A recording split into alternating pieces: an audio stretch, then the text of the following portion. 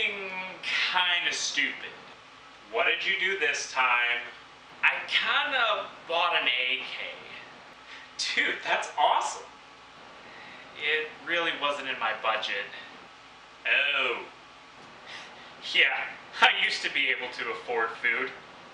Alright guys, on a serious note, I've been looking at maybe getting an AK for a while now, really since Donald Trump won the election, because I figured by the time I could really afford another gun again, I could afford something that wouldn't be potentially banned in the near future. So I figured, why not go with an AK? Because, you know, I already got a couple of ARs, I got a Mini 14, I got an M1 Garand, an M1 carbine.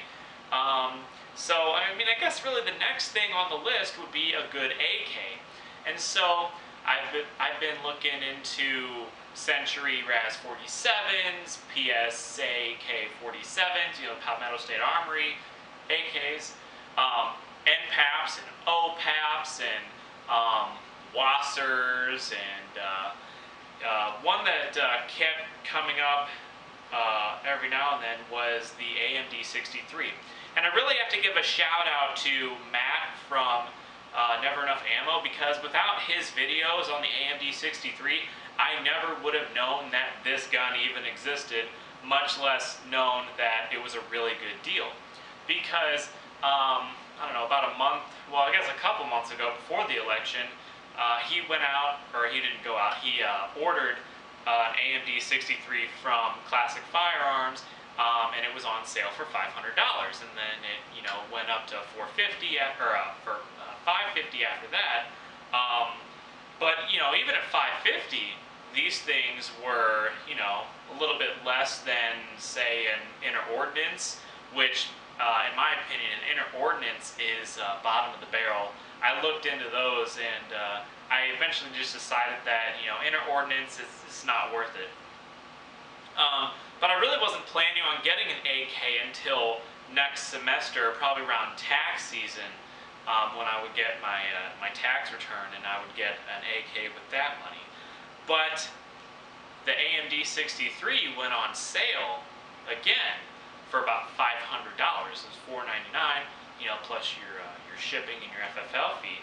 But still, that's around $550, which again, cheaper than an IO, cheaper than Century Arms, and in my opinion, this build, just the quality of this build, is probably better than, you know, Century or IO, or maybe even the PSAs. I don't know, I haven't read up too much on those because they're fairly new.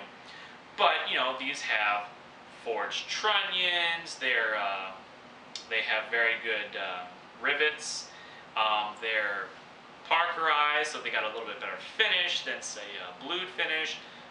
There's just a lot of things about these rifles that make them really good builds.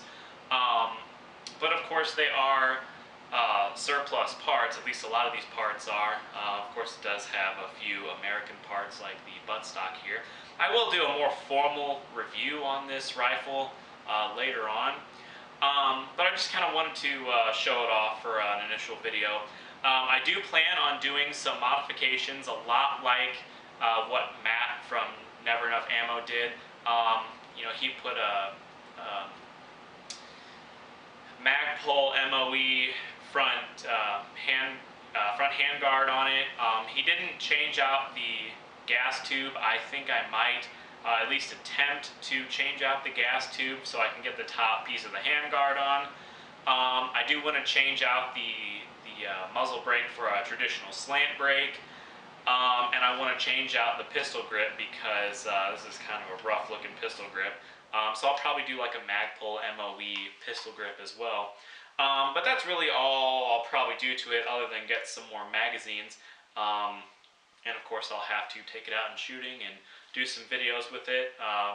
Maybe, maybe not do some videos on the modifications that I do. I don't know, because I've never actually worked on an AK before, so this is kind of a new thing for me. I know ARs, I know Mini 14s, even M1 Garands, but I really don't know a whole lot about the AK and how to work on it yet. So we're gonna experiment with that. But anyway, so far I'm really satisfied with this AK. Haven't shot it yet. I'm sure it shoots just fine. But you know, I really can't wait to get some ammunition and take this out. So anyway, this is my new AK. It's the AMD 63 from Classic Firearms. Subscribe to my channel, like me on Facebook. I'm Redneck Mini 14, and until next time, be safe.